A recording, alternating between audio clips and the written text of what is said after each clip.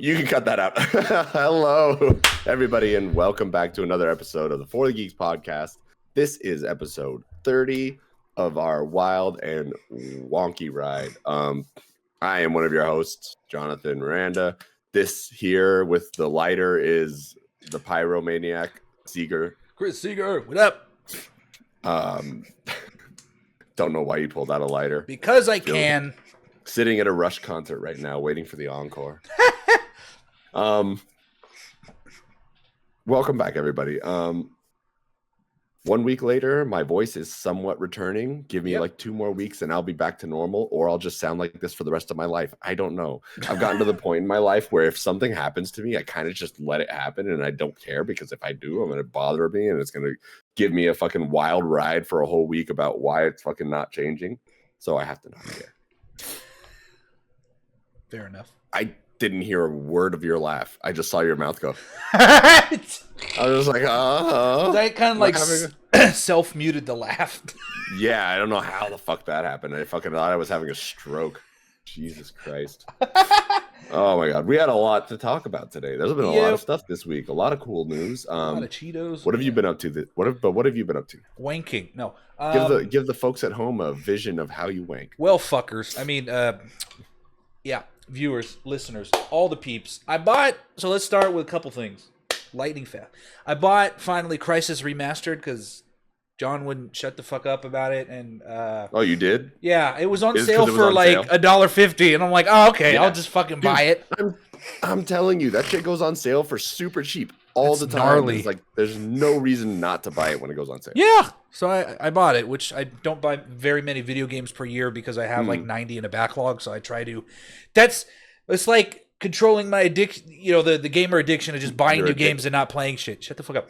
But yeah, and then I bought this game called Crystal Project, which my friend Ryan told me about. It's a non-linear RPG. It looks like a cross between Final Fantasy and Minecraft because there's voxels everywhere in the world, but it's an isometric turn-based RPG game that's non-linear. So you have to pick your classes, level your classes, go and explore the world, and there's no main story. You just find quests, and you just have to... It's like if Minecraft had a questing system, you go out there and find those quests. Whatever they may be, you have to explore. That's the whole point of the game, and I like that sort of thing because I love sandbox stuff, so it goes along with that. That I got for like $10. What? I said a White Claw to start your day. Ain't no laws when drinking claws. No, it's from Trevor Wallace, but that's another thing. Celsius, yeah. I have flavored water in here. Yes. Yay, aspartame. With a pinch of pink Himalayan salt to help me with electrolytes and not pissing all day. But anyway, and then I was Faded the other day, and this is one of my favorite YouTube videos because I've watched it like 15 times. It's called Time Lapse of the Future, A Journey to the End of Time by the channel Melody Sheep. Oh, okay. I thought you were going to talk about the Cthulhu thing from yesterday. No, that's different. And basically, this is like based on all theories and all scientific evidence and speculation. It shows, this is crazy when you're not sober, the future of what will happen. Basically, everything in the universe will die. All the black holes will evaporate. And then once that happens and all particles are gone, the temperature of the universe will drop to absolute zero and everything will be frozen forever. Time will become meaningless and nothing will happen. There is no rebirth. It's just the universe will continue to expand at absolute zero. There's nothing. It is depressing. And the theory is the only way to escape that is if humanity became like a type 3 civilization, which I forgot the name of the scale, but the Kepler scale, something. You can harness the power of a galaxy and create new stars and galaxies. So if you could do that, you could create your own universe and escape in another universe. Okay. Yeah, that's the only way any life travel. Yeah. Ditch ours and go to one that's alive still. That sounds like that's the only way to survive. Sounds like the premise to like every sci-fi movie from like the mid 2000s. Or just the premise of survival in general, because you lose resources, you move to the next one to survive more. once you've harvested out an area. And then it goes into saying, like, there's a theory that, like, we're just living in a pocket of life where once humanity dies out, trillions of years in the future, there'll be another pocket of life where there's other life forms that live. That'll die out. So the universe will just have perfect safe zones for life to thrive, and then it'll just end. You know, stuff like that. It's a crazy if you think video about it, that's technically how everything would go. Yeah, because we're currently in a sweet spot of the universe, because our sun isn't going to explode for another, you know, several billions and billions of years. Well, it's not going to explode. It's going to turn to a red giant, go into a white dwarf, and the planet will freeze. I mean, that doesn't fucking matter. No, we'll be dead.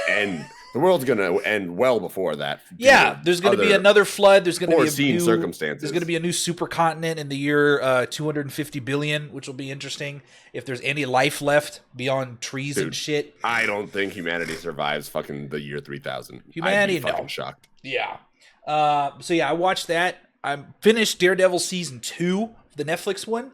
Fucking great. I'm on episode 4 right now of season 3, where Matt just escaped the prison because he went to the prison to find out why the Albanians were involved with Wilson Fisk, and he got betrayed. And Fisk was just like, "Hey, what you doing in prison? I see you on the camera." He's like, "What the fuck?" I didn't see that coming. So that was cool. I told that last week. This website I follow called Just Saying Gear. .com. They just shut down yesterday. For those of you who don't know, they started in 2015. They made anime clothing for working out or just like casual wear, but not like everyday anime clothing. Like, for example, if you want to buy like a Dragon Ball Z shirt, okay, you get like a picture of Goku on it. You get like the logo on it. These guys made shirts that looked like the clothing in Dragon Ball. So if you wanted to wear Vegeta's Saiyan armor, you could wear a shirt that replicates it while you're working out, or pants. Like they cell shade it and everything, do all the art. They have it for My Hero Academia, One Punch Man, Invincible, all these other franchises. But yeah, they just decided to close up shop without any explanation why yesterday, even though they're getting like tens of thousands of orders in, they'll still fill them out. To be fair, running like that kind of company, that kind of business is very difficult if you don't have the staff for it. And most of the time, even if you're getting a bunch of orders, a lot of your money goes to like the production side of things, like paying off your suppliers and all that bullshit. Like the overhead on running that kind of business tends to be like up there. It's like difficult if you're not pulling like brand new customers every single fucking week. No, I get that, but again, we don't know why they closed. They didn't release anything. I don't think they're going to. But I bought 5 items. I bought Saiyan Vegeta armor shorts for working out. These are clothes I'm going to wear next year when I drop in weight, because I'm not fucking wearing it now. And 4 extra large shirts. Ultra Ego Vegeta, Berserker Broly armor. So that's if he had the green hair while wearing his Saiyan armor, because I didn't want the black one, because that one just looked weird. Space armor Vegeta, and then Super Saiyan Blue Evolved Vegeta shirt. So that's going to be fun to wear next year when I get that way. If I had more money, I would have bought way more, but I already spent like $200 on this shit out of impulse. This was like the biggest impulse buy I did, besides buying my new computer that I impulse buy shit all the fucking time. I know. All the fucking time. That light in the background, it was like 2 a.m. and I was like, you know what? I don't have any more that I haven't had in a while. A fucking RGB light for my background. Fair enough. I was like, I'm gonna buy one. I literally went on fucking Amazon and bought it. Came the very next morning. Speaking into buying shit, I bought this for $50. This is the most expensive. This is a t-shirt I bought. $60 for this. That is typical. That is a very atypical price for those kinds of shirts. I'm not gonna lie to you. It's 2XL. The quote is pretty cool. Bleach.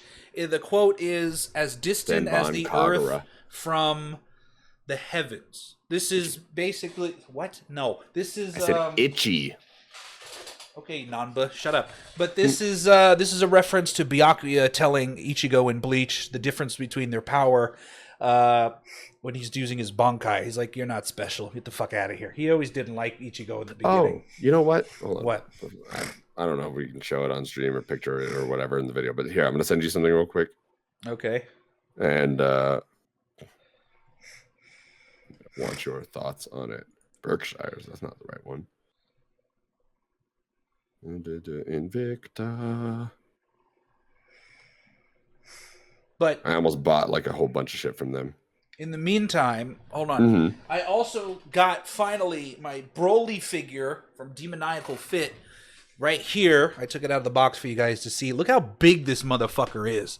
Oh, that looks a lot nicer outside of the box. Like, when you sent me the picture of it in the box, I was like, eh. This is like 8 inches tall, I believe, because if you compare this to, this is the standard figure size right here. This is 6 inches. Look. I need to borrow that for research purposes. Bitch, look at this. This is also a figure I got, Super Saiyan Blue Vegito, but this is the 6-inch size from SH Figure Arts, the official toy line. Nice. This is the bootleg toy line, and the size is actually really good. Most people will bitch and whine and say that this Broly is too small because he's supposed to be, 9 feet tall. But I mean, if you think about it, 7.5 or 8 inches with the side script is not bad. I don't mind it at all. And this is better than the official Broly that they just reissued because it has slight improvements as well as shading qualities. But this is the version from Broly the Second Coming, which is that shitty-ass movie. But that one is not that bad. It was terrible. I liked that one. And then I just recolor his hair in Photoshop. I don't. But yeah. And then also I ordered a Tobey Maguire bootleg Spider-Man figure on AliExpress. That should be coming this week. Why Ali? Because it's cheap. It's $20. That's where I get all the bootleg figures. I've had good luck with them. Yeah, that's the only way to get the. You know how much of a dice roll you're doing buying anything off of things like that? No, I get that, but I haven't had any bad luck. Like the first thing I bought was Master Roshi, and it was fine. And I'd rather buy a cheap bootleg than buy the official ones that are like $100 or more. It's true, but I'm just saying you're just really lucky. Yeah, so far, yeah. But also AliExpress is the outlet that I can go to buy the bootleg Dragon Ball ones that are so popular, or even other anime ones. You go there because they don't really sell that on eBay. And then I also ordered an emulator handheld called the R36S. Yeah. I got that for $35. I said, fuck it. I want to play this. I'll play all the games that I'm not going to buy on the Switch when I get the Switch 2. Because I'll watch it and not be like good. All knockoff games. No, well, there's 15,000 games, so I know there's like Pokemon in there, and they have games all the way up to the PS1. So if I can play some shit from PS1 that I used to have, great. That's fantastic. You tell me whether or not that thing turns out to be legit, because most of those things fucking end up being like cheap, gimmicky things that have like knockoff versions of all those said games. Oh, they definitely do have that, but I don't really care. It's $35, so I'm just like, it's something to dick around with until I Chris get the actually got one. I don't remember where or how he said he got one, but it was like legit. It was like it had all the actual games and all this other bullshit, and it worked really well and it played really well. You gotta ask him. I want to check that out for sure. Excuse me. But yeah, that's all that I did. What about you? Nice. Shit, that shit ran real long. I sent you a picture of the shirt of the pump cover. On what? On Instagram. Oh, okay. I'll put it up to the screen. Also, by the way, Dark Sport is releasing their Broly stuff this week. I saw that today. Yeah, that's a sick looking design. It is. That is a super great design. And that's the back of the shirt, but the Eclipse, very nice. Yeah, I figured you'd like that one. Damn. I haven't seen the Broly one for Dark Sport, but I just got a text. It's super Broly. Is it? Well, but here's the thing: is it fucking like Dark Sport in the way that Dark Sport does all their bullshit, so it's just him like coming like this, and then there's a bunch of words on it. Yeah. So I hate that too. I told my friend who introduced me to the website, I'm like, I want it, but it's got all this shit here. I'm like, I don't want to see that.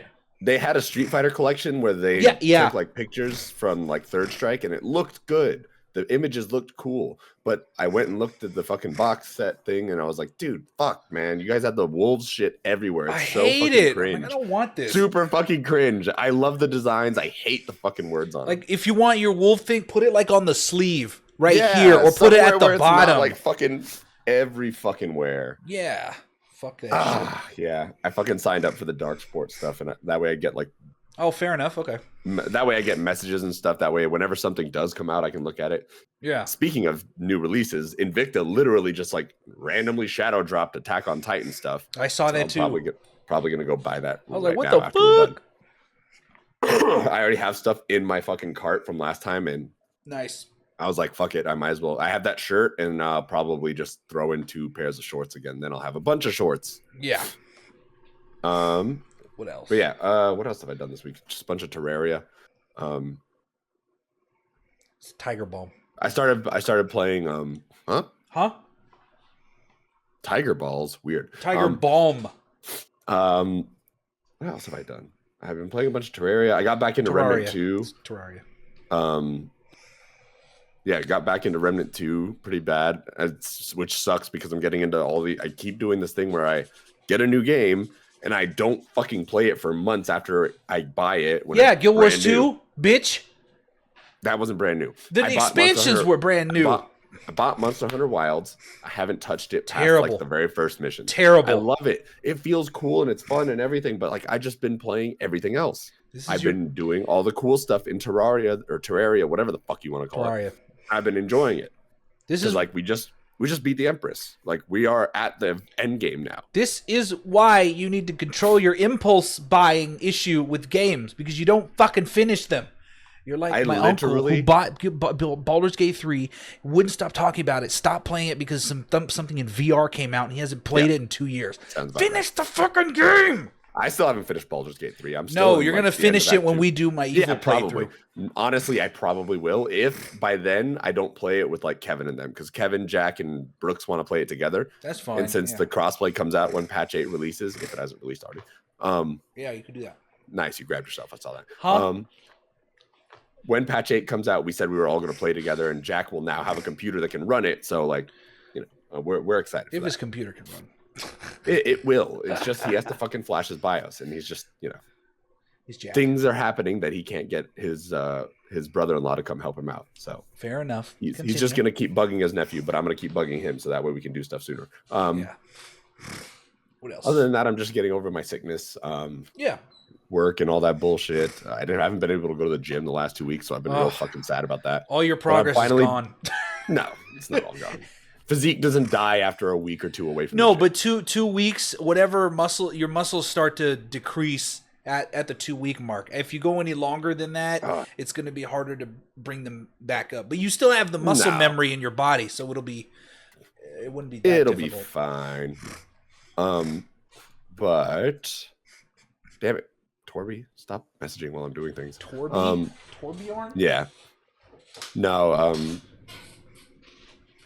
Torby, that sounds familiar. Torby. You've seen him on like my streams and stuff. No, I mean, like, is that a video game character? No. Okay, I don't think so. mind. Torbjorn. But no, not Torby. I don't know. Other than that, what else have I been doing? Not much. Just buying a bunch of shit. Fucking. That's what we do. Final Fantasy 16's on sale again on PlayStation, so I'm probably going to buy that along with 8 remastered. Probably not this week, but next week. Yeah, probably next week I'm going to buy it right before the sale ends. All right. Because I get paid on like Monday or Tuesday, so. Oh, what the fuck? That's weird. I get paid monthly. Oh, ugh. So, I couldn't do that. Oh, it's fine. I get paid more than enough to suffice myself for a month. Rich ass motherfucker. I ain't rich. I finally entered middle class. Fuck. I'm at like the bottom of that now. Finally, which by today's standards is still the poor class, but yeah. At least I can survive and be a weed. Do buy the things I love and do the things I love. Yes. Speaking about the things I love, yes. Let's move on to some other stuff real quick. Some geek news for the week. Some stuff that's happened this week. A lot of companies have thrown in some bids to buy Ubisoft. I know we talked about it a few weeks back. Well, I mean, it's a bit, if you think about it, I'm getting ahead of myself. So rumors have come out that people like EA, Microsoft, a few other companies have been rumored to be interested in buying Ubisoft as they have gotten to a point where they're trying to sell out or sell out, their franchises. So the thing with that is that there's a lot of IP that is stuck with Ubisoft that they can't use properly. They don't use properly for whatever purpose. Splinter Cell. The Guillemot family, who owns a good majority of it, is now in the talks of getting things sold, but they were for a long time really against it. Right. But I'm sure, like, after the last few times they've released stuff and how badly it's done, like, they're kind of on the point where it's like, well, if we can't do something with it, maybe somebody else can. Yeah. I'm hoping that's the case. I hope so too. Either way, it is just a money grab for them. Like, there's no way around it. It is business as business stands. Yeah. But it's interesting to see because, for one, I didn't think that everyone else had that much of a vested interest in those franchises. Like, I get Assassin's Creed used to be something so big, such a huge fucking presence in the gaming industry. Nowadays, it's lost a lot more. So many fans. I know it's lost fans, but I feel like they haven't kept their presence the way that they used to. No, I feel like they took too much of a detour away from what made the Assassin's Creed games fun in the beginning. And while yes they had to change the formula, I don't think that the open world formula had to be the brand new formula for everything. No, I agree. And also what didn't help it was they did the Marvel thing where they released a game every year and people were just getting tired of that. Like, spend time working on your game, take a couple years, perfect it, and then let us enjoy it. Because pushing out year after another got old really quickly, and the games did not do that well. I think that has a lot to do too with not only the recency bias. Don't mind me, my back is itchy. You're always itchy. Camera's all fucked up. Take a shower. I'm just itchy. It happens. Real star of the show. Pike, get away from the window. It's like, okay. I'm watching you. But you were saying? Stop it. John. Stop it. The audience. 1 second. I'm protecting my... I for one liked the open world RPG-ness of the Assassin's Creed game, but I don't want that to be the main focus of the series. I do like that I didn't play it yet. I do like that they go back to that in Assassin's Creed Mirage. They kept it nice and short, straight to the point, just like how they used to. But I also kind of like the open world exploration parts that the Origins, Odyssey, Valhalla series did. That was fun. It just got a little too grindy at some points. Yeah. Yeah, and don't get me wrong, like the open world aspect of those Assassin's Creed games is what made a lot of like big hype around it, because at the time we were coming away from places where we did have a bit of an open world, but it wasn't as vast, it wasn't as large. But I think it worked well for Origins, and I think at Odyssey was the tipping point where it was like, okay, this is kind of cool. He didn't even have a hidden blade. Yeah, well, that was just... the hidden blade thing was okay to ditch because they were telling the story of like the early days of the Assassins, like brotherhood. Well, it was the Templars technically first.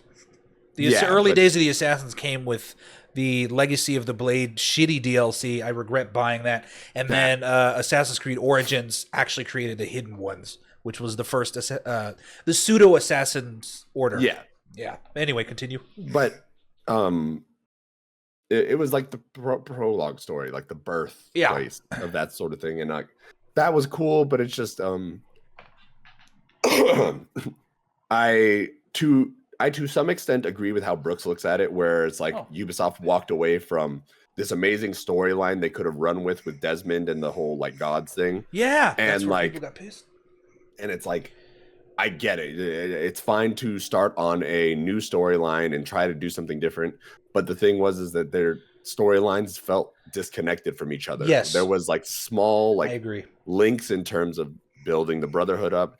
But other than that, it was just like, I'm jumping into these new eras where nothing mattered from the game before. They're standalone experiences that are fun.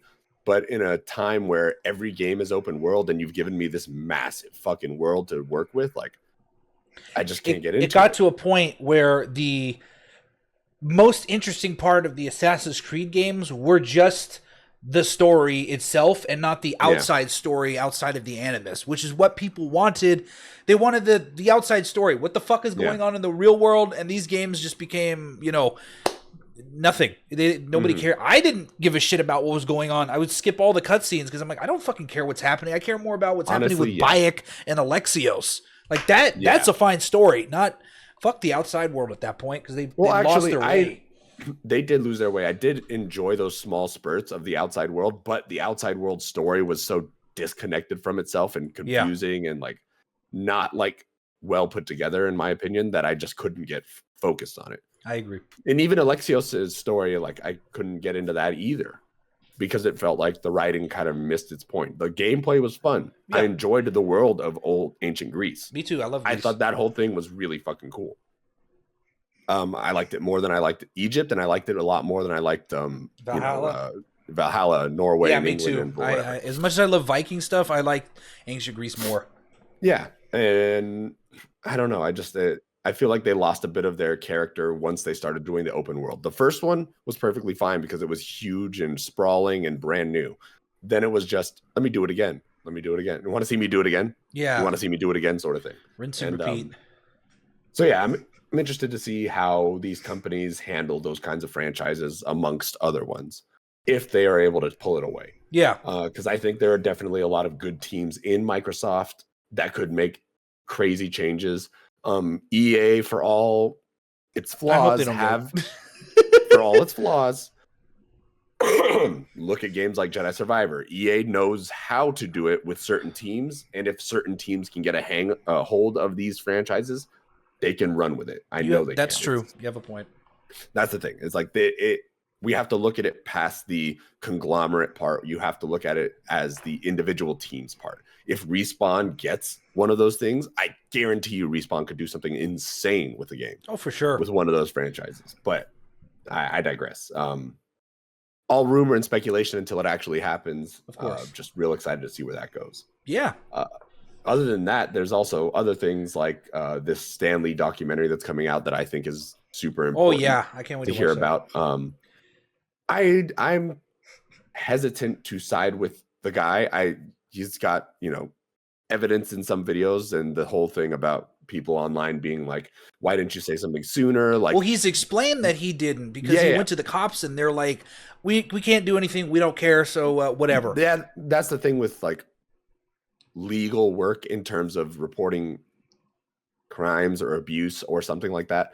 It's very hard to get police involvement unless there's actual like hardcore proof or not even hardcore motive proof, but like they need something that's like danger to life, essentially, something like that. And if there is no danger to life, and it's just like, it's the same thing with like fraud or like credit card fraud crime. Is such a huge thing. Yeah. Like it's a huge thing. It is a big crime. It can be a felony in some cases, some instances, but the way to prove fraud is so difficult and so strenuous to a department that they just don't even bother half the time to investigate it, because how are you going to prove it? You have to do so much. For viewers, because we didn't explain what it was. For viewers that don't know, there is a documentary coming out about Stan Lee. The last several years of his life, he was quotation marks exploited by his inner circle because he just wanted to have a relaxing end of his life. But these people would exploit him, force him to go to conventions and appearances and whatever against his will. And there's video evidence showing this. Yeah. So we're going to see how that plays out. But anyway, continue. Yeah. I know the guy, he opened a Kickstarter to kind of get funding for everything, right? Yeah. I hate to see it because at some point I knew that was kind of the case. Damn. Like, not that I knew for a fact, obviously. It's just people that get old tend to be taken advantage of. Oh yeah, a lot. You lose a lot of cognitive function and a lot of your your assertiveness because you get old. We all get old. It happens to everybody. It's and your brain happen starts to me one decaying, day. and you can't do what you used to do, so you just roll over with whatever. Yeah. But that sucks. I figured something like that might have happened at a certain point, because Stanley getting so old, you're going to have the people who are out for the money. It's Stan Lee. And especially with any like important person of that nature, like you're always going to have those people in your circle. It sucks to see that it actually was happening. But same thing. I'm excited, not excited, I guess, but I'm interested in seeing what this documentary pulls out, so I can kind of get a better look on what happened in those last few years, because there's no way like half the things that were happening were good at all for Stan. Like I'm sure there's definitely points where he was like just like the clips that show in the thing is like, why am I doing this? You got to. It's like, does he really have to? Yeah. The dude's like old as hell. Like he's done his thing already. Like let him rest, sort of thing. But I digress. Speaking of news and stuff that just comes out of nowhere. Star Wars. You're getting there. I got you. I tried to put the words together, it didn't fucking work. But Star Wars Underworld, there's new information on it because there's a producer named Rick McCallum that was working on it. He talked about this on a recent podcast. I didn't get the chance to listen to it, but I listened to snippets. What podcast is it so we can quote it correctly? Fuck. I didn't even look that up. Come on. Basic. We gotta quote. We gotta give fucking, what's the word? You gotta do your works cited. Yeah, you gotta do your works cited. Okay, it's from podcast Stardust. Podcast Stardust episode 860. Go check that out. But basically he was saying instead of wood. He was saying that the problem with the problem with Star Wars Underworld, this was a TV show that George Lucas put together. It would have cost $40 million an episode. That is significantly more expensive than it takes to make a Mandalorian episode. Mandalorian episode is only about $1 million to $2 million. This is $40 million. The fuck were they going to put in an episode that would have cost $40 million? Did they explain that curiously? Just all the effects and set pieces and everything. At the time, it would have cost more because we didn't have a faster, better way to do it like we do today, which is why we have the faster. That's why we have the great quality streaming shows that we have now, is because we can do it for cheaper and better. At the exploit of the artists, unfortunately, but it would cost $40 million episode. There were 60 scripts written. Lucas wrote it along with other writers like Ronald D. Moore. Ronald D. Moore, by the way, was the showrunner for Battlestar Galactica 2004 Reimagined series. So I would have trusted it because part of it came from him. He knows what the fuck he's doing. That's one of the best sci-fi shows out there. The 60 episodes, some of the storylines he talked about were in it. Where Palpatine would have had an origin story. There would have been like that would have been nice. He would have had like a love story as well, which is interesting considering he's like an asshole. Well, I mean, he has a child, so he does. Grandchild. Han and Lando would have had their origin story instead of just that being in the Solo movie. That would have been like a couple episodes. Most of this story would have taken place in the underworld of Coruscant. So for those of you who don't know, Coruscant is a city planet. I don't know the actual term for it, megalopolis, but the entire planet is one city. And you can't go to the bottom floor because it's uninhabitable. All the rich people live at the top, etc. So those were two storylines. Vader hunting down a rebellion on the lower levels would have been one that was good. Star Wars probably would have been really cool considering what we saw out of Vader in the Obi-Wan series. I imagine that could have been really good. The canceled video game, Star Wars 1313, would have had a direct tie-in to it, circling around with Boba Fett as the main character, hunting down targets in the underworld, which would have been sick. Basically just bounty hunter with Boba instead of Django. Rogue One, that entire storyline would have been in the show as well. They would have stolen the Death Star plans and somehow made it to the underworld of Coruscant. There's just a whole bunch of stuff in there that would have been great to see, but it would have cost like $2.4 billion to produce the show. There's no way that would have happened. It sounds to me like a lot of the things that have come out from Star Wars got pulled from there.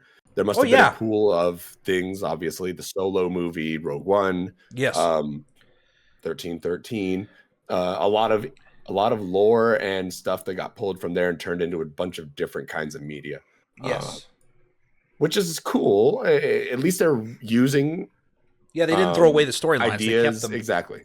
you keep storylines, and I mean, look at it. Rogue One is amazing in terms Yeah. of a Star It's Wars one of the story. best movies they made. I think it's one of my favorite Star Wars stories. Me too. When I saw Vader come out of this of available huh? media, of all of the available media currently. When I, because I watched that movie with Uncle Neil, because he saw it before I did. When Vader showed up on screen, it ignited the lightsaber. I jumped out of my seat, and he was just sitting there looking at me, laughing. I was like, this fucking kid, because he doesn't react like that. He's just like, oh, that's cool. Me, I'm the over exaggerator, so I jump out of my chair. Fuck yeah, it's Vader.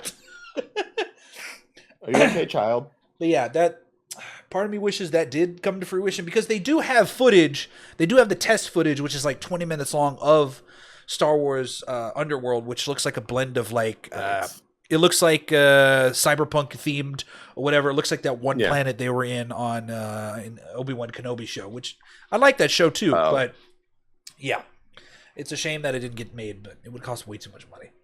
Yeah, a lot of money. I mean, if you make money, you spend money, right? So yeah, obviously they had a lot of money to throw around. Just like Niantic's going to have money to throw around soon as they're selling off their Pokemon Go. They already did.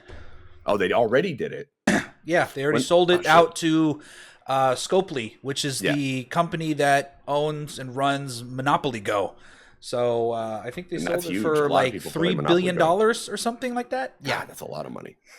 And I think it's good for them because I guess from people that I know that have played Pokemon Go and know Monopoly Go, Scopely's Pokemon Go is now in good hands, because Scopely will know what to do with it, according to them. I figure I've heard a lot of good things about the Monopoly Go game. A lot of people I know play it. I didn't even know it existed. Yeah, but I don't know. Mobile games need to be handled in a certain way, and if you are not going to take the necessary steps and procedures to get everything set up and figured out, and the time it takes to do it, especially with Niantic, they had layoffs just a year ago or something like that. I can't remember the exact date. Their team has been shrunk, so you obviously have to hand it off to a team that can handle the output necessary for a large mobile game like Pokemon Go. And Niantic's done, a good job with it so far. So if it goes to better hands than is capable as of right now, I think that they can bring Pokemon Go back to a big, huge phenomenon like it was when it first came out. Yeah. Team Instinct. Which will obviously take some time. But we'll see what happens in time. That is a big thing to happen. What team were you? Mystic. Man, everybody was that, or the fucking what was the red one? Valor. Yeah, people were mostly that. I'm like, I like electricity, so Zapdos, baby. I forgot what that team was. Those were the legendary birds. No, but I'm saying each team was about something. Like Valor was about battling, Mystic was about lore, and then I didn't know the third that. one was about exploration. Yeah, each leader that you talked to kind of explained what their whole thing was about. Okay. It wasn't the best story, but it gave you background as to why you joined the team, essentially. Which fair enough. Cool. Okay.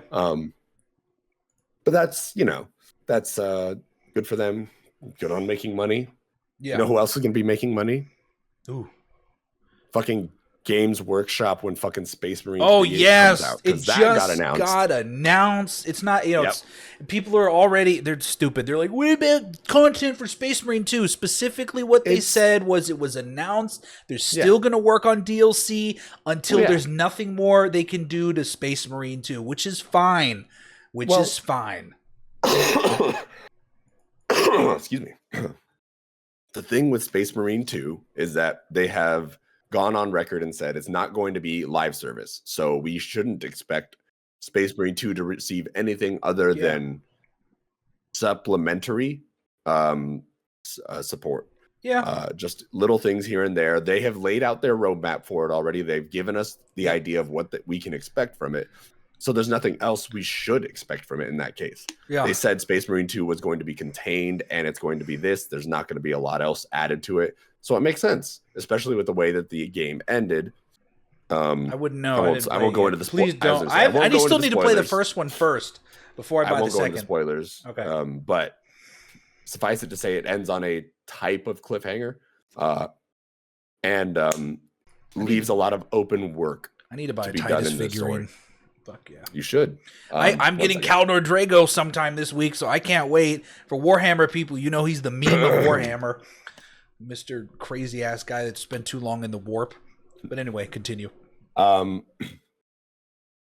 you like a nice orange? How did you hear of my secret? Did you pay a visit in my ear?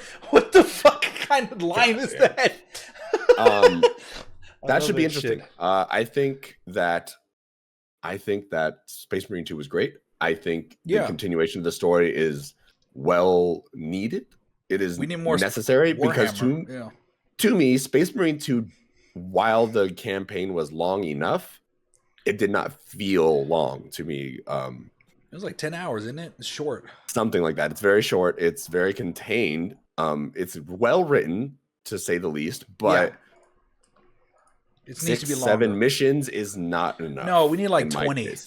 And given they give you the PvE stuff where you do like other things that happen during each mission or whatever that you focus on and follow, it's just not the same as having a longer story. And they also, well, I hope they do this in 3, but I know a lot of people were disappointed that Necrons weren't even in the game. Like, you're there. We don't know that yet. At Necron sites, but you don't see them.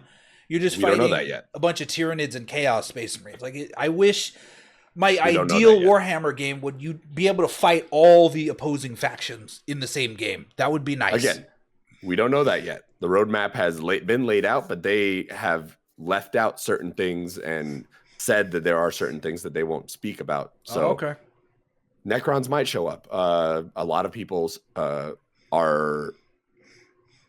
think that the Necrons are supposed to be the next enemy that gets introduced. It's either that or the Orcs. For the Orcs were already in the they were already in the previous game, but okay. Yes, but both of them are supposed to show up, is what the rumor is right now. But until later dates, we won't really know for sure. But there definitely are people that are saying like, yeah, the Necrons are for sure coming because of the monolith under whatever. However, yes. I forgot where I was going with that. My brain just flatlined. Exciting news. It is exciting news. All exciting news. This week's been full of exciting news. Oh yeah, there's a couple more. Oblivion remake, a Starship Troopers sequel, and a live action Claymore. There's all sorts of fucking crazy shit. Fuck yeah. I'm really excited. You know, there's a lot of rumors saying that there is an Oblivion remake, according to lots of leaks and whatever from people that have been able to get that, which is gonna suck for the Skyblivion people because they've been working their asses off trying to convert Skyrim into Oblivion for the past 13 fucking years or whatever. Yeah, but if Skywind, Skyblivion, all that shit. Yeah, there's even a guy that he has a playable demo. He's recreating Oblivion, not using updated textures, using the original textures. He's recreating it in Unreal Engine 5. It looks really good because Unreal Engine 5 does a good job of creating natural sunlight, in my opinion. So it looks like you're going outside your house when you look at the quality of Unreal Engine 5 games, in my opinion. We've gotten to that point where the photorealism graphics are just insanely well done. So I'm excited for if they do plan to announce an Oblivion remake because I want to fucking buy that shit. That would be fucking fun.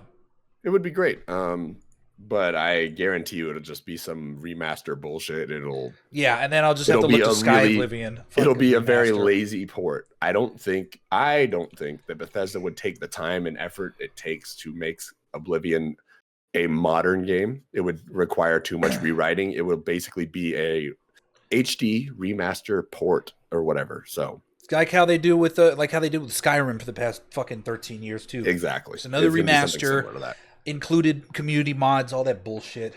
And I'm fine with that. If they give us an Oblivion with mod capability, then fuck it. By all means, do it. I would be totally fine with that. I mean, there already is mod capability on there PC. Is, but I mean on console.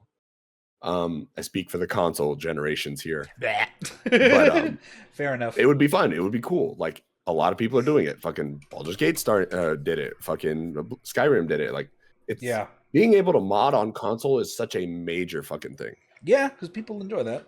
Yeah, the mod community is great and it makes things unique and interesting and changes a lot of aspects of the game that make the game a whole new experience. Yeah.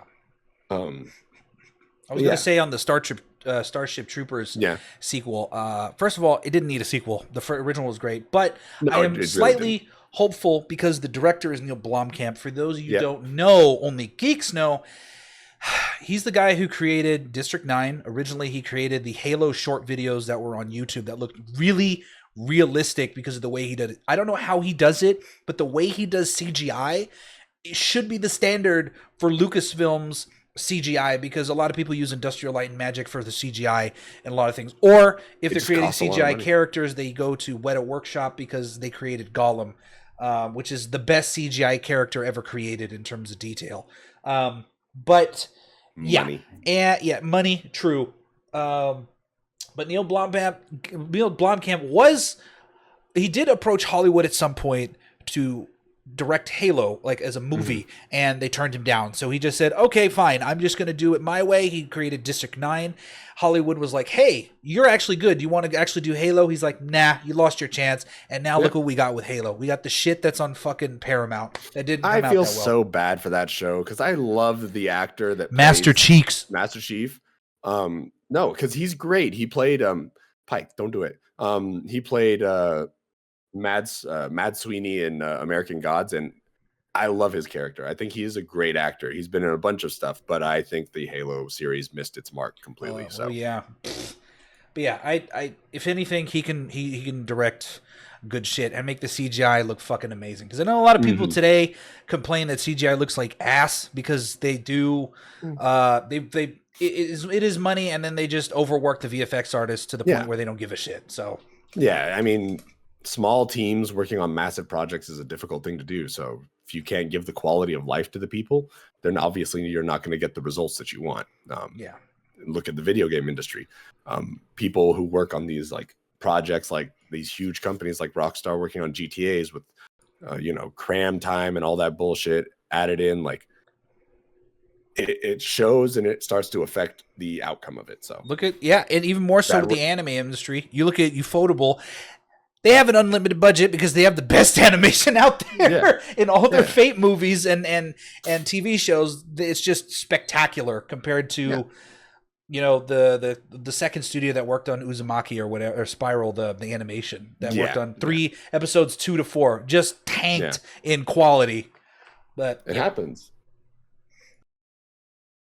Did my child get behind the thing without me noticing? Yes, I think she did. She super did. That dick. But we'll hold off our expectations till we see something about it. But I imagine that universe could do with more stories. It's a big universe, and I think not following the Rico storyline and everything like would be a really cool kind of thing to do, because there's just a lot to tell in that universe and a lot of things you can do with it. Yeah. So exciting stuff. What else is exciting? The most exciting thing I think I pulled from this week, in my opinion, is the reveal of the new Xbox handheld that is coming. New consoles we can worry about later at a different time because it's all rumor and conjecture, and we have no solid like standing point. But what we do have a solid standing point on right now is the handheld, because everyone's got one. Steam's got one. PlayStation's got one. Now Xbox has one. Big problems with it. Big buffs with it. Depends on how you look at it. But the Xbox handheld coming out relatively soon is a streaming device, essentially, in all of its capacity. It is just a streaming device. It is built in a way to be able to handle playing Xbox games off of their cloud-based services. So all of you Game Pass members are going to get much more out of your inventory without having to play on your fucking, say you're out of town and you're doing some random bullshit, you're traveling, whatever have you. You don't have to play on your phone anymore. That's how I did it. That's how a lot of people I know still do it. You buy a fucking little controller adapter for your phone and you plug it in and then you just play on your phone. What's better than having an actual handheld dedicated to it? So it's cool. It's got a great idea behind it. It's got a lot of promise to what it can do. The only thing it's missing is the rest of the Xbox game library. Yeah, in my opinion, that's just stupid, because if you have access to a cloud system that has games on it, why can't you access your library that is also on the cloud? That doesn't make any sense whatsoever. I believe Asus is the one that's working on it, right? They're the ones behind building up the systems. Not that that's anything like huge. Asus is very good at what they do. So I believe the hardware itself will work great. A lot of problems with a lot of these handhelds is that sometimes it come out and the hardware is not where it needs to be. Shown with a lot of PlayStation's old handhelds, the PSP and the PS Vita. Rip. Lots of problems, but I liked them. Still beloved. Yeah, still beloved by the community, especially the hardcore PlayStation nerds like me. Sony ponies, we fucking love those shit. Sony ponies? Yeah. Okay. We love those. We can't wait. The rumor is there's a new PlayStation portable system coming out sometime soon because the Portal did so well. But that's digressing from the whole standard of what this thing is. So we have to look at this less as a standalone handheld, which for all intents and purposes, yes, it is. Look at it as a peripheral, the same way that you would look at the PlayStation Portal. For those of you that don't know what a PlayStation Portal is, if you've been living under a rock the last 5 years. Yeah, scrubs. PlayStation Portal is a remote gaming device for the PlayStation 5. It is essentially just that. You can pick it up if you're at home and say somebody wants to watch the TV, but you're in the middle of a crazy ass epic thing and you can't save the game. You pick your PlayStation Portal up, you turn the thing on, you start playing off of the handheld, and your PlayStation and that communicate. You can play everything. That is the big difference here between the Xbox handheld and the PlayStation Portal, obviously. You have access to your library on the PlayStation, but it is just a remote device. So given that you're not in the same network as your PlayStation, it can become more difficult to play and a lot more consuming and taxing on the internet. Maybe not even playing well enough because it's out of range of it. However, it allows you to play while somebody else does something else on the TV. You don't need an active screen for it. The Xbox handheld will work in a similar fashion where you don't need a screen for it. You don't need to have like dedicated things running on it. The thing that it goes a bit further on, I think, is allowing you to not need the console, which is what Phil Spencer and Microsoft have been working towards this whole time with Xbox as an ecosystem. Yeah. If you recall from a few 10-ish podcasts ago, we did speak more on the Game Pass and its ideology and what Microsoft wants to do with it. And I think that this handheld makes one step closer to that future, where you get a dongle that is just Xbox related, that is just Game Pass related. This handheld is a step in that direction. It is wildly insane to think that you can access a full cloud streaming library. It's very much like the the Steam Deck can do the that. Rogue. Yeah, but it's more like the what was that one that just came out with the Rogue something? Fuck. I don't know. It was shit, what was it called? I gotta find out now because it's gonna bother me. It didn't do so well. The Rogue Ally? Yeah, the Rogue Ally. By Asus. It was another Asus thing. It was supposed to shit on the Steam Deck and it didn't. Well, that's the thing, is that the Rogue Ally was, for all intents and purposes, a glorified streaming thing. Same thing the Xbox One is, which makes sense because Asus did both. But Asus working on the Rogue did not have the library that Game Pass does. Game Pass has a extensive and varied library, ranging all the way from major titles like Call of Duty Black Ops, all the way down to indie titles like Astria Ascending or fucking Child, really? All the way down to like other indie games that are super fun, like It Takes Two. Yeah. I think that this handheld has the capability to push Microsoft in this direction even further. And I don't think it's such a bad thing to not have access. Because if you've got an Xbox already, just the way that the PlayStation Portal works, this device is geared as an add-on to supplement your console. The PlayStation Portal supplements your console. You can access your games from your bed if you want to. You don't have to sit at your monitor. You don't have to sit at your TV in the living room. Yeah. If you have a family, that also like gives you the capability to play while your family does something else. It is, which is nice, giving you access to your system, which I think this handheld is going to do extremely well.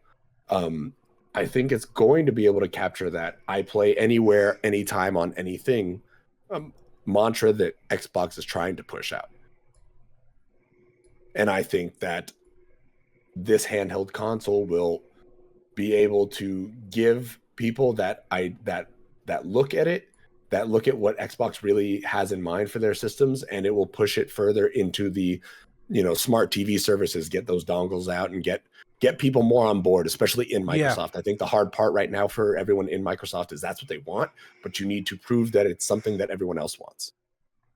And we all know Microsoft's given up the console race. It's no longer a console. Nope. Console wars are finally over.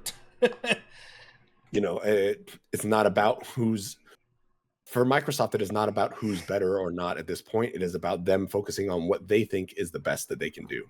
And I think that's the end goal of what gaming should be at the end of the day. Yeah, no, I agree. That's healthy, in my opinion, for a company.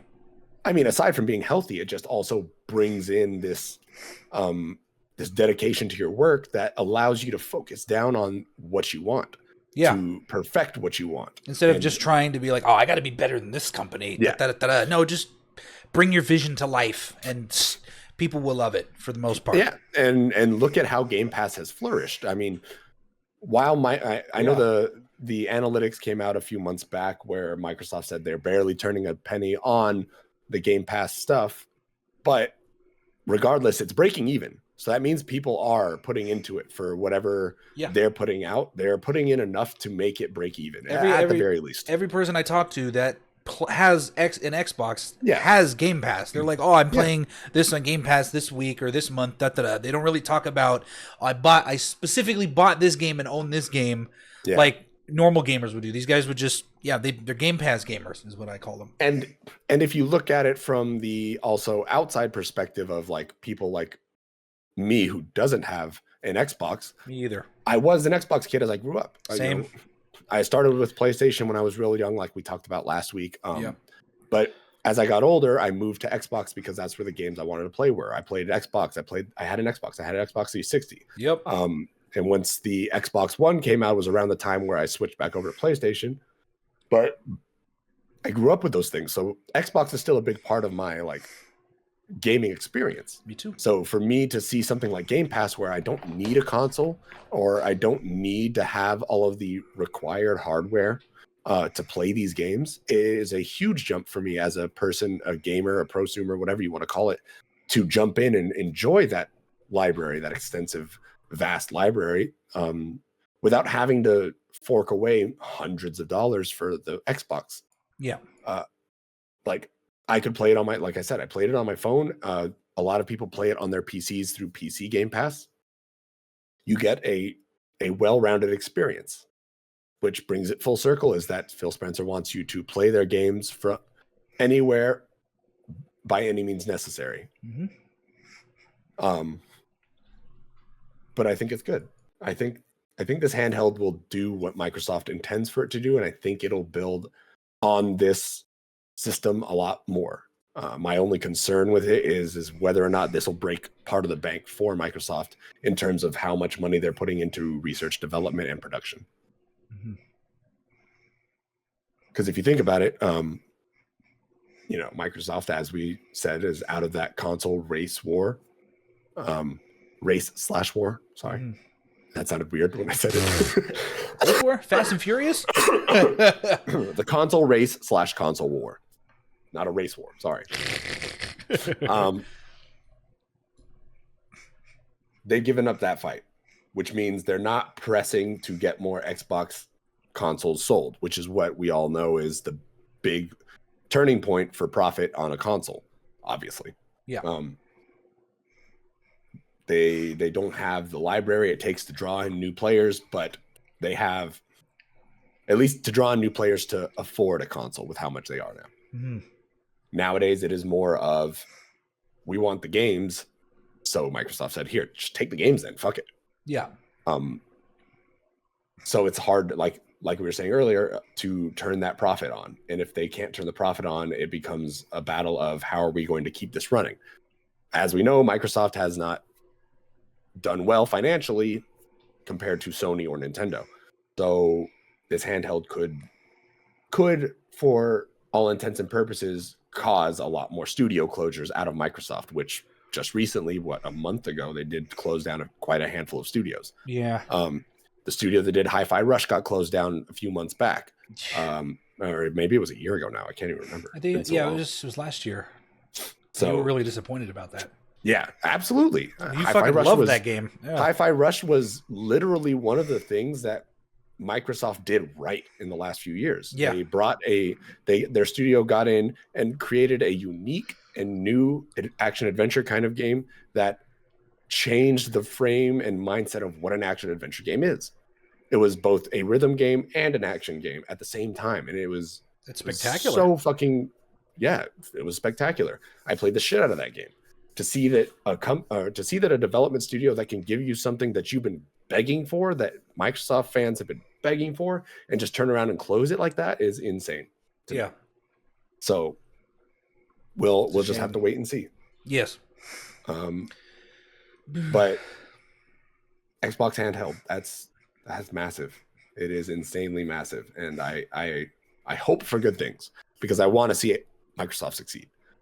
I want to see it succeed in a way that is different from Sony, that is a way that is different from Nintendo, in a way that is different than the Steam Deck. I want this handheld to work. That's all any gamer wants is for new shit to work and to be good. Yeah, of course. Mm-hmm. So when you can imagine our feelings of upsetness or distress when something new comes out and it's fucking garbage. It happens all the time. Unfortunately. It does. Look at Forspoken. Square Enix, a massive company that could do so many things with so many IPs, so many new and different things that they could do. And the first thing they come up with sounds really fucking cool, looks fucking amazing, and then turns out to be fucking mid. And I called it too. Just by looking at it, I mid. knew it was going to be bad because they just didn't know what they were doing. You could have all the money in the world and have the great creativity with your current formula, but if you're stepping into new territory and you have no idea how to do it and you're just picking from other games, which is kind of what they did. Like I saw there's a bit of Assassin's Creed or Ubisoft shit in there. I'm like, this is not going to work. And it didn't work. It failed. It could have been good. It's just I don't think they fully committed to what they wanted. I think maybe at some point they did try to bite on certain other aspects from other games, and then it became too much of a mismatch. Sorry, I'm having a stroke. That's okay. A mismatch thing here, where they couldn't. Like I was saying earlier about something, it's like pick a fucking lane. Like pick a fucking lane. If you're gonna do something, pick the fucking lane you want to be. You can't be everything. No, you can try and you will fail because you don't have the focus, you don't have the amount of necessary to work on all that stuff. And it sucks. Yeah. Because it was Luminous team. It was the team that worked on Final Fantasy 15. Like they should have been able to do something good with it. I like 15. 15 was good. Yeah. The open world exploration was okay. It was fine. It was worth it. I liked it. It felt giving and it felt alive. And this world just didn't feel alive. No. And that's the problem. But I digress. Yeah. Handheld, please God, let it be. I hope it succeeds. I'm hoping it is. Yeah. Shit, if it's good enough, I'll buy it because I'm about to buy my PlayStation Portal myself right now. I'm right on the corner of buying that thing. I'll stick to a Switch. I mean, Switch 2 is so old. I'm literally Switch 2. I'm 5 fucking business days away from modding out my Switch and saying fuck it. Just wait for the 2, man. Shit. Well, that's the thing is that I'm gonna get the Switch 2 for sure. Oh, okay. But that will be my handheld dedicated Switch. Yeah. At this point, I can mod out my old Switch and do whatever the fuck I want with it because it is a great handheld console. Yes. The ability to mod it is what makes it even better. Yes. That's the thing. So we'll see. I will probably get around to it sometime in the next couple months, but handhelds involved. Here's hoping, right? Here's hoping. And then new consoles, we'll get to that when we get better news fucking news on that. Yeah. But rumor has it that 2027 is when we're looking at another console release, which is about the time of a console life cycle already. So yeah, we got another few years away. It's about 7-8 years, right? Since the PS5 and Xbox Series came out. So we'll see.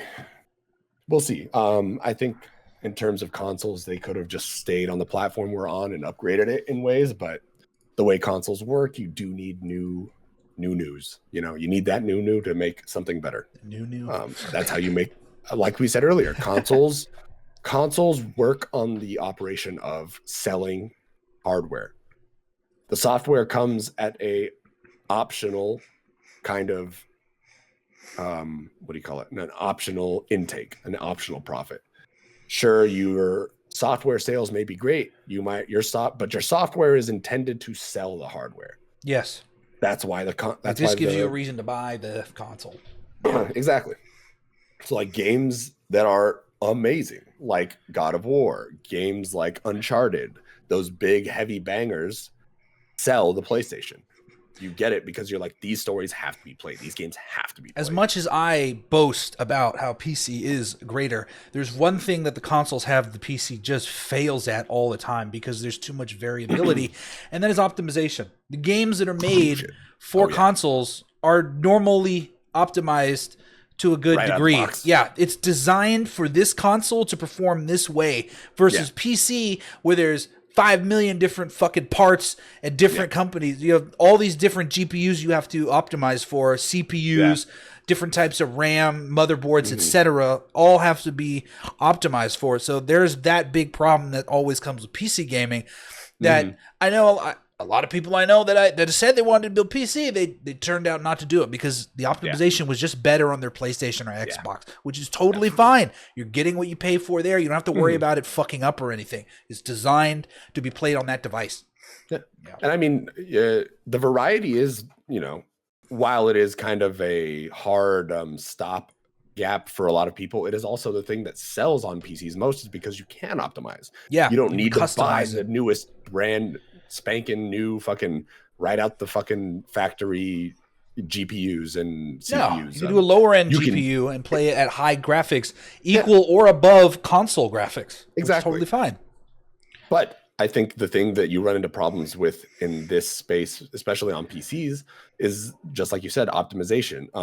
As an example, in recency bias, Monster Hunter Wilds. Yeah. Amazing game. I bought it on my PlayStation because I tend to buy more console stuff. When I buy stuff on PC, it doesn't tend to be the big heavy games that I like to play and dunk like hours into. It tends to be like the multiplayer fun stuff that I want to play with my friends. Yeah. This is fine. But Monster Hunter Wilds came out on PC, PlayStation, blah, blah, blah. PlayStation works fine. I have no problems. None of the errors or working problems that other people get on it, I have no problems with.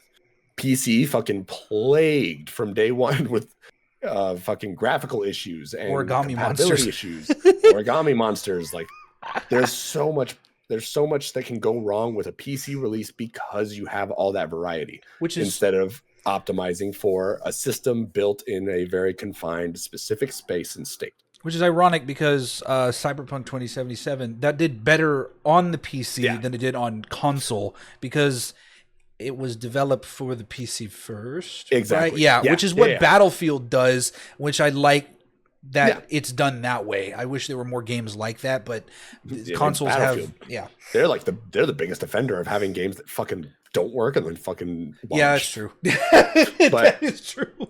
They are the biggest offender of having games that just don't work in general all the way through. But Cyberpunk was created, I think, the way I recall it, because I bought it on release and everything. It was a fucking nightmare. I tell you what, I did not touch that game until I got my PlayStation 5. I'm glad I waited a year. Fuck. But I bought it on launch. I played it on PlayStation 4 for a little bit. It was not great. On the 4. Oh. Yeah, because it came out for 4. When it released, the 5 hadn't been released yet. Oh, yeah. It was released for the 4 specifically. I forgot that. At the time. And while it was in that interim where 4 and 5 were coming out, they were like, we are going to upgrade and allow you to get a PS5 version. It did so bad that they said, hey, we're going to fucking upgrade you for free. I'm sorry. Yeah, I remember. And it was just like, it just was not runnable on old consoles. And they even said, fuck it, dude, we're not even going to support it because the PS4 did not have the power behind it. And that's the thing with PCs is that variety, that variability allows you to kind of play it on those different settings. But because the PS4 is such a enclosed ecosystem, the power in the system was just not there to run a game as massively expansive as Cyberpunk was. Yeah. And even then, when the PlayStation 5 version came out, there were still a lot of problems with it. Even having a powerful system, it took a lot of fine tuning and everything. But that's goes to show when a game is optimized for a specific system first, it will always run right if it's optimized correctly. Yeah, that's true. Yeah. And the reason that being is that, CD Projekt Red and Capcom are two different companies, two massively different companies in terms of staffing and volume. Mm-hmm. Capcom has the resources to have separate teams to optimize for everything. CD Projekt Red does not. No. And they have a great track record of putting out games that are busted on release, no matter what. Witcher 3 had, your flying fucking horse. That sort of shit. I remember seeing that shit. It's crazy shit, but with time, and I hope it doesn't work this way with the next Witcher game, but with time, these games end up being cult classics, like beloved by everyone that plays it. Yeah. Witcher 3, everyone fucking loves the game. Everyone plays it. Everyone fucking Game of the year. It won Game of the Year. Cyberpunk 2077, terrible on launch. After it was fixed, everyone loves it. Anytime you bring it up to somebody, they remember the bad launch. They remember all the bad stuff, but they don't look at the bad stuff. They look at it at its current state, and they're like, dude, this game is fucking amazing. Battlefront 2, same thing. Shitty on launch, got fixed way later.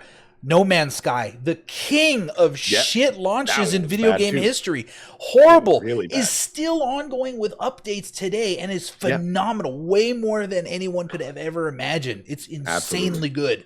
So, you can fix your broken shit with time. Yes, obviously. Yeah. We would prefer you didn't, but no, it'd be a lot nicer. There's a lot of people to blame for that. Shareholders, rushing projects and whatever. Yeah. That's a topic for a different day. Yeah. That one is long and extensive in more ways than one. Yes. But I guess to round out today's conversations, let's do a little Q&A. Oh, we are? Okay. Yeah. Q&A in terms of what we've picked, but what would you say is your favorite retro game? Oh. Playing a little 20 questions with you here. Okay. I get to know you better, Son of a bitch! Now I have to open up my phone because I wasn't prepared for this. My favorite retro game would probably. I love that you had to write it down. Well, because I was trying to do the topic for like top 5 80s and 90s retro, so I just wrote down 5. If I had to pick a favorite, it'd probably be Curse of Monkey Island. For those of you who don't know, it's a LucasArts, back when it existed, LucasArts game studio. They created the Monkey Island series, which is a point-and-click adventure game series. And I liked the Curse of Monkey Island one because that was the first one I played. And it basically has a lot of the elements that Pirates of the Caribbean has. Because if Disney was going to make a Pirates movie, it should have been it should have been Monkey Island. But the game is just ridiculous to the point where it's those games where if you're picking up items, you just store them in your pocket. Like that is your inventory. You pull out a fucking spear, it came out of your pocket kind of humor. Or there's just a bunch of ridiculous shit. Even in the second game, Return to Monkey Island. Yeah. You're going through this forest, and Guybrush Threepwood, he walks up to a tree that has a payphone on it, which is weird because that doesn't exist during the 1800s.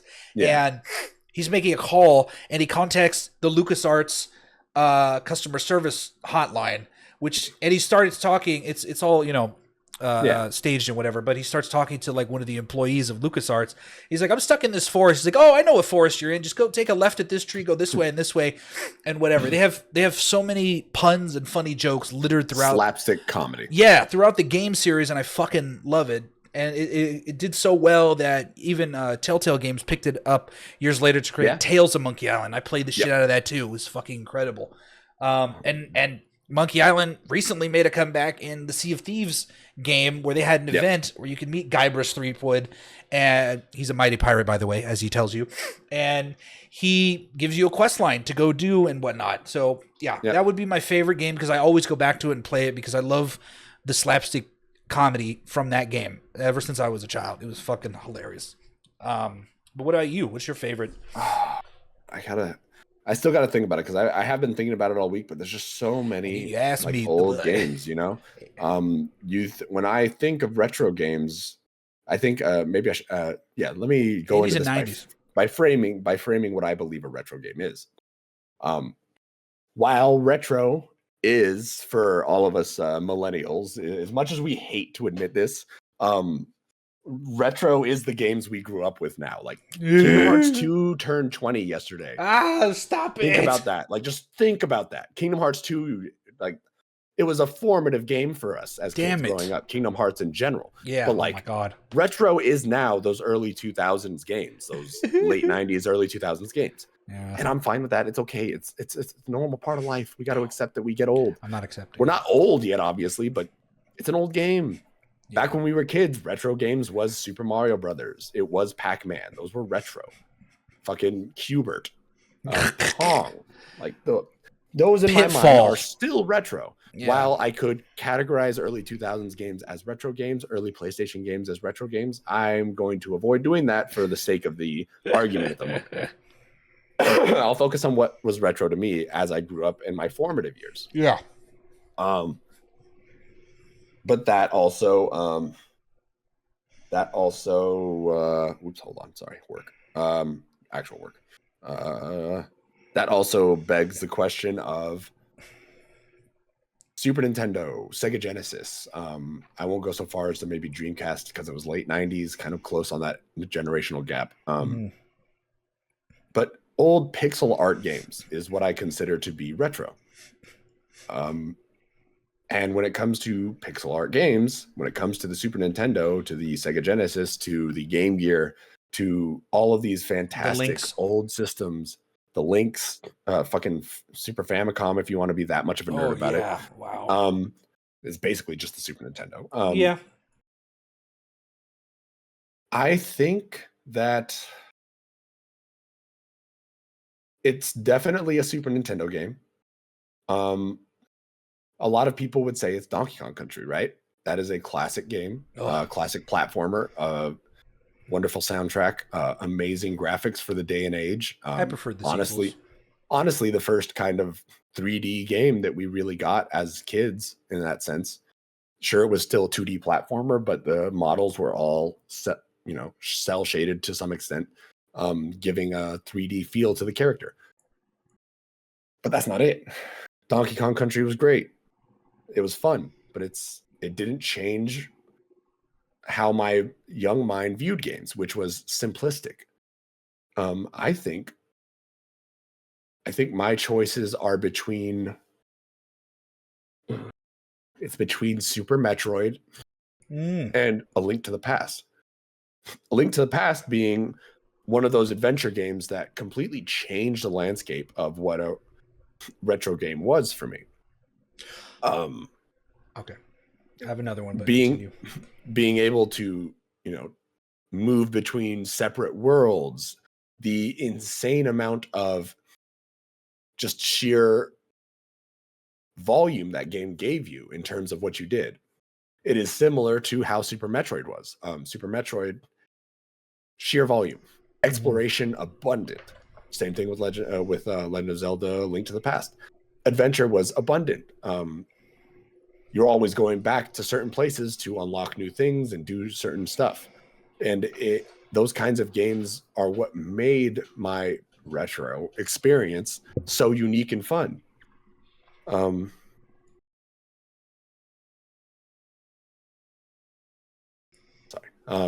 that's what made retro games to me these insane experiences.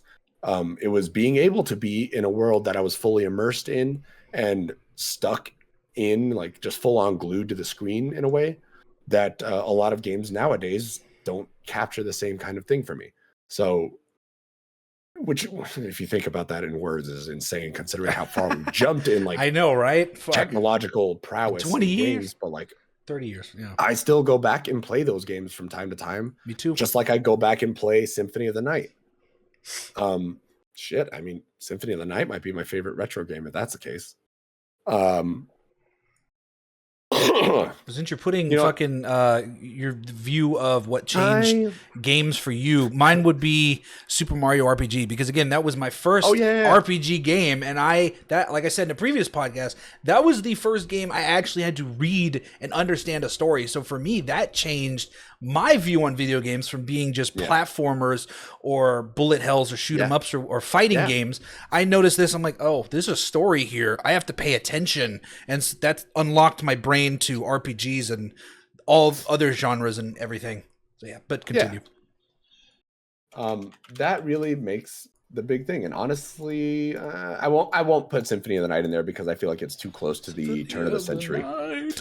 Because it released in 97. I thought it released in 95. If it was 95, I think I would put it there. I know the whole topical argument of this was retro 80s and 90s, but I will keep it real retro. All right, for you, just to be fair in that sense.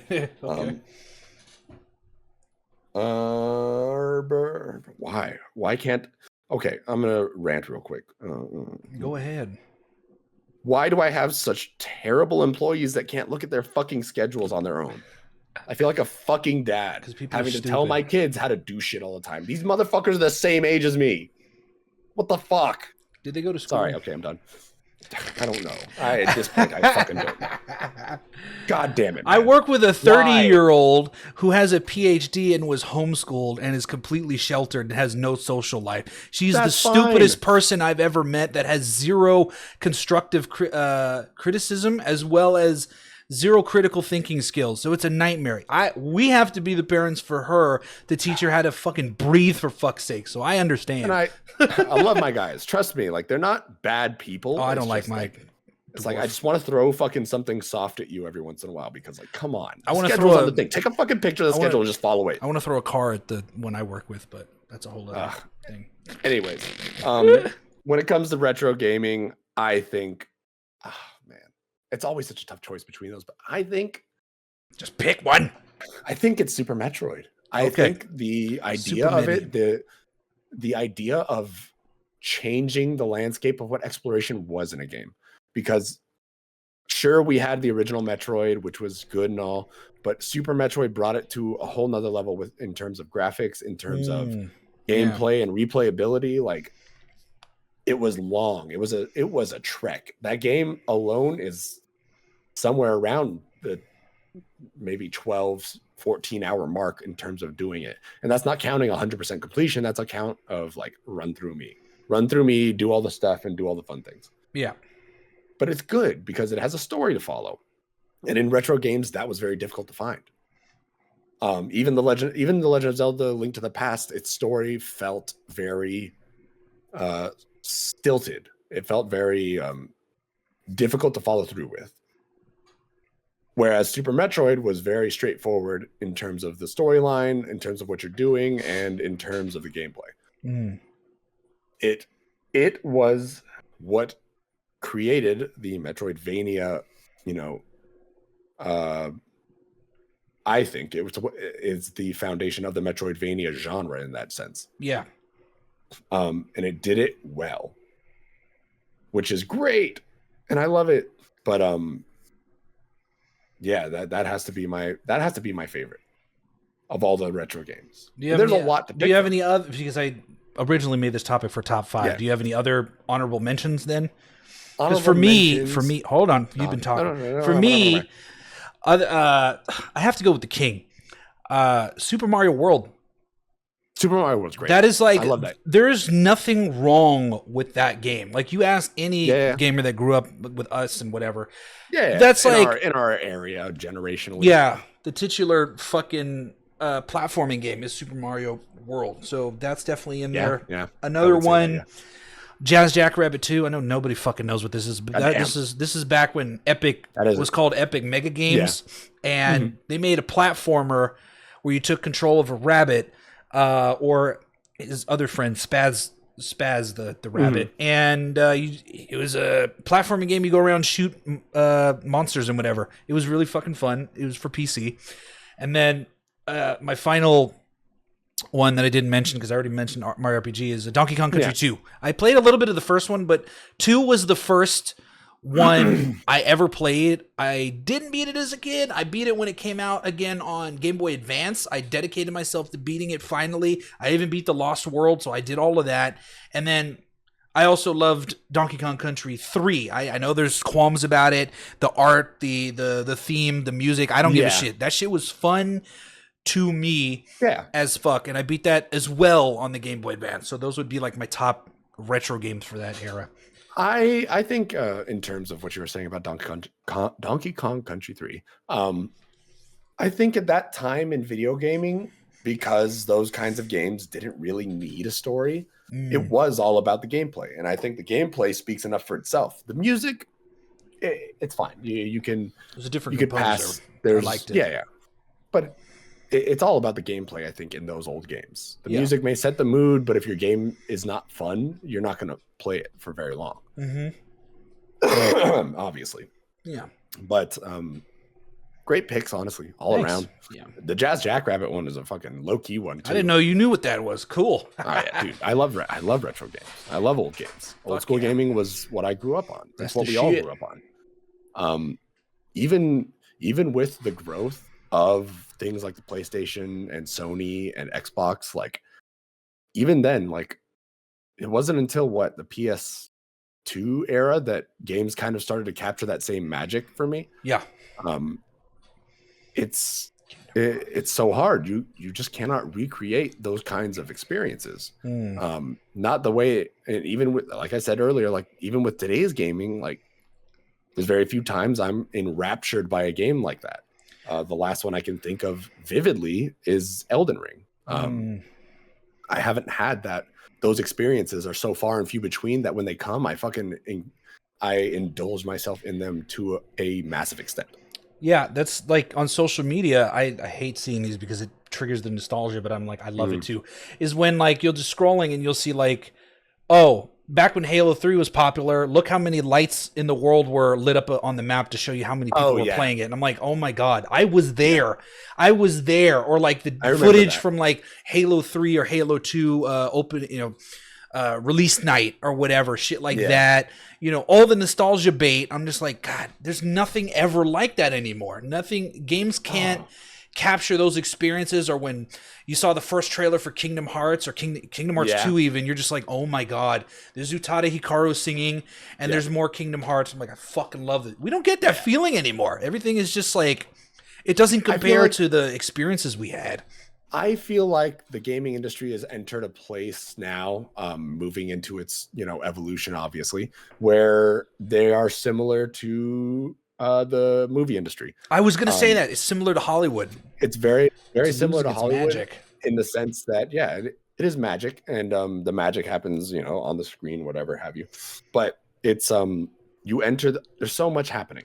There are so many things coming out all the time that we have been put into a position where, as gamers, we are introduced to so many new things. Yeah, so many new things that are different from what we know. The gaming industry used to work on the basis of name brand stuff.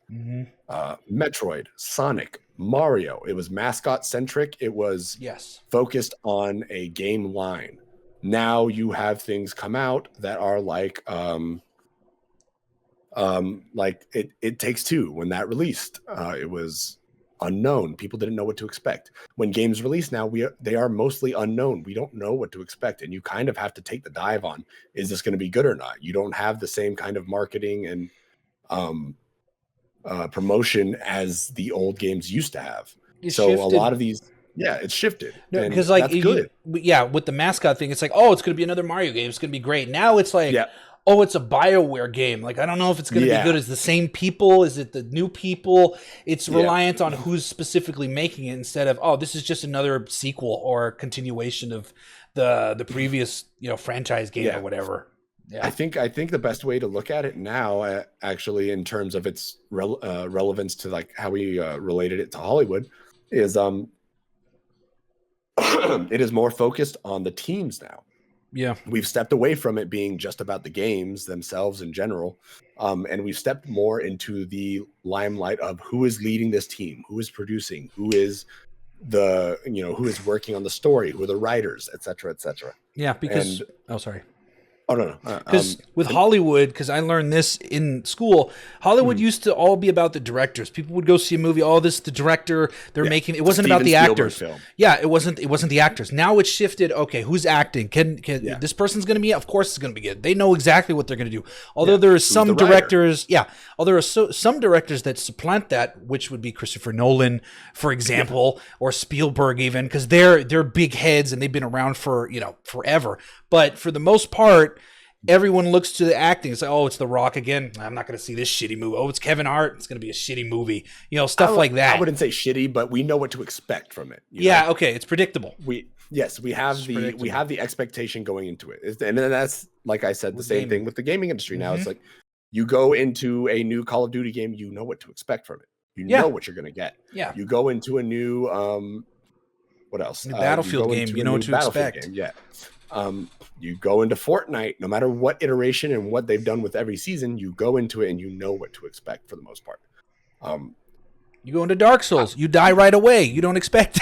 You go into a From Software game, you know what to expect. But yeah, I think that the gaming industry has evolved a lot in terms of what makes games, what makes the magic of games. Yeah, and it's no longer our mascot based experiences. But those were what I think changed a lot of the landscape for it, leading up to all this other stuff. In terms of my other honorable mentions for that, I would say that... You hurry, I gotta piss. Oh. We're almost there. Hold on. Hold your horses. I'm holding for an hour. I wouldn't say... Sonic the Hedgehog, obviously, just nice. For me, specifically, all of those old games, everything from Sonic the Hedgehog to Sonic the Hedgehog 3, and everything in between it, those were foundational games for me specifically because of how much I played the Sega Genesis. Still haven't seen the movie, have you? I haven't yet. I'm going to get to it. But it's really cool because I've gotten to go on that long ride for Sonic the Hedgehog that a lot of people maybe haven't. I've seen it from its beginning all the way to where it's gotten to now, and I've experienced the great, I've experienced the good, and I've experienced the bad. So for me, Sonic the Hedgehog has to be one of my favorite retro games in that sense. Another one I think for me it wouldn't be Castlevania games because those didn't change what made games magic for me at the time because they were just your basic side scroll beat 'em up kind of games. Yeah. And while they were fun, they just weren't my super thing. Castlevania didn't become my thing till Symphony of the Night. That's everyone's favorite. Yeah. So good. Such a great game. I never played. You haven't even played it. You need No, I played the first one for like a second, and then I played whichever one was on whichever one was on the Game Boy Advance where you took control over a different character. With cards and shit. Technically all of them you took over a different character. Wait, really? Yeah. You don't play the same Belmont in every game. Oh, I didn't know. There's a bunch of different ones. You play as Simon, you play as Richter, you play as Jonathan, you play as Trevor, I think. You play Circle of the Moon. That's the one I played. Oh, Circle of the Moon was... I stopped playing it because I play the games in the car and I get motion sickness. I forgot. I'm like, I'm going to puke. You play Nathan Graves. That's the vampire hunter. Oh, okay. I don't know. I think that was one of the first ones that stepped away from the Belmont clan. I guess so. Well, but anyway. So not Castlevania, but what else? Star Fox? That shit was revolutionary on SNES. Star Fox 3D. Was cool, but I didn't play it on Super Nintendo. The first time I played Star Fox was on the N64. And when I went back to play it on the Super Nintendo, it just wasn't the same. Fair enough. Yeah. Exposed to a newer version of it. Yeah. Shoot. I want to go with what were some of my favorite things that I would play when I was a kid? I would play it over and over again. I want to say Shinobi would be one of them. Shinobes. Yeah. So, a very Ninja Gaiden-like game. Yes. But it was a Sega. It was a Sega version. They are coming out with not a remaster, but a new one. Yeah, a reboot in the vein of the newer Sega reboot, which I love. You know, the new Streets of Rage game. Yeah. The newer Streets of Rage game is super fun, artistically beautiful, mechanically great. So I'm excited for that. But yeah, Shinobi would be one. I like those games a lot, and they were fun for me as a kid. Okay. You know, surprisingly, I think X-Men 2 would be one of my favorite retros. I love hero-based games in any given entity for the most part. And X-Men were my favorite kind of Marvel group. Like Captain America's cool, Iron Man's cool, but the X-Men, they are the shit. They are my favorite. All of the stories in the Marvel universe that aren't Spider-Man are X-Men stories for me, and that's what it is. Like that's just how. I never played the X-Men 2. I only played X-Men Legends, obviously, and X-Men Mutant Academy 1 and 2, the fighting game. That shit was fun as fuck. It was very fun, but yeah, X-Men side-scrolling games were side-scrolling beat-em-ups, but they were unique because every character did something unique and new and different. Yeah. You could be Cyclops and shoot your little beams everywhere. You could be Wolverine and just berserk on everything. You could be Nightcrawler and do your little teleports. You could be Psylocke. That was the first time I was introduced to Psylocke as a character, and I fucking loved her. Like, she was like the coolest thing. Like, what is better than a fucking ninja that does like psychic blade shit? Like, that just sounds cool as fuck. Yeah. You could be Gambit. You can throw your cards. Fuck yeah, he was fun. You could even play Magneto once you beat him in the game and unlocked him. And he didn't feel fucking underpowered like everyone else in fucking games. He was still cool and fun to play. Yeah. I would say that X-Men 2 was probably one of my favorite retro games. I played that game so much as a kid. Well, that's good. Absolutely enthralled. And last honorable mention, I'd say, is gonna have to go to Chrono Trigger. Never one played. of the best, most life-changing kind of RPGs I've ever played. In terms of its art direction and music, just fucking phenomenal. Damn. Amazing. In terms of characters, super unique, very different. And Toriyama worked on it. I need to play that at some point. The combat system in it is not your atypical JRPG style. Your characters stand on a map and they move around as you do things, and it changes a lot of stuff. It's really fucking cool. Mm-hmm. But yeah, I think those I would mark those as my favorite retro games. I should just buy it right now. It's $374 on Steam. Dude, fucking do it. That is one of those games that is super fun to play, and you could definitely stream it. I'm gonna stream that for sure. I never played it, but I played Chrono Cross. That's the one nobody likes. Yeah, Chrono Cross. I had that on PlayStation. I'm like, this is hard. Well, because I wasn't used to RPGs yet. So, yeah. I didn't have Legend of the Dragoon, for example, but my neighbors did, and I watched that, and people say, oh, that's the best. That's one of the best RPGs ever. Like, I wouldn't know. But okay, those are good choices. Yeah. I'd say those would be my final picks. Okay. Cool. Yeah, I feel like we've dragged this on long enough. We have. I got to piss. Oh my god. Guess we can. Guess we'll call it there for today. Open your mouth, huh? Thank you, everyone, for tuning in. Yes. Thanks so much for joining us. I hope you guys enjoyed the show. If you did, please take a moment to click the like button. Leave a comment if you want to join the conversations. We're always open and willing to talk to people about everything. I love video games. Me too. There's literally nothing else I like to talk about for the most part. You can get me going ranting for hours about it. Video games and anime. Yeah. But yeah, give us a little love in the comment section. Give us a subscription. Check out the Patreon. Follow us. Check out Patreon. It's only $1. You get access to all of our shows and everything else for only $1 a month. And early recording audio of the podcast being uploaded today. Recording. You will get that immediately when we record. You can join the conversation a lot sooner. It goes up later on Wednesdays on all other streaming platforms, YouTube, Spotify, Apple, whatever have you. If you want to follow us on social medias, you can find us on Instagram at For the Geeks with 2 S's. You can find us on Twitch at For the Geeks Games, on YouTube at For the Geeks Podcast. You can find me on Twitch at Yo-Yo Ninja Boy. That's Yo-Yo, like a yo-yo, Ninja Boy with 2 I's instead of a Y.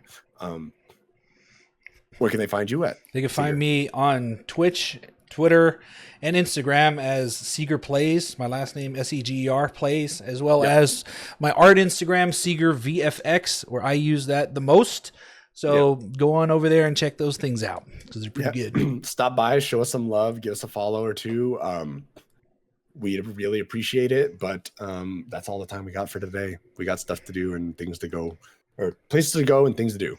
So we'll leave it at that. Until next time, we hope you join us then. And as always, game like you mean it. Booby lips!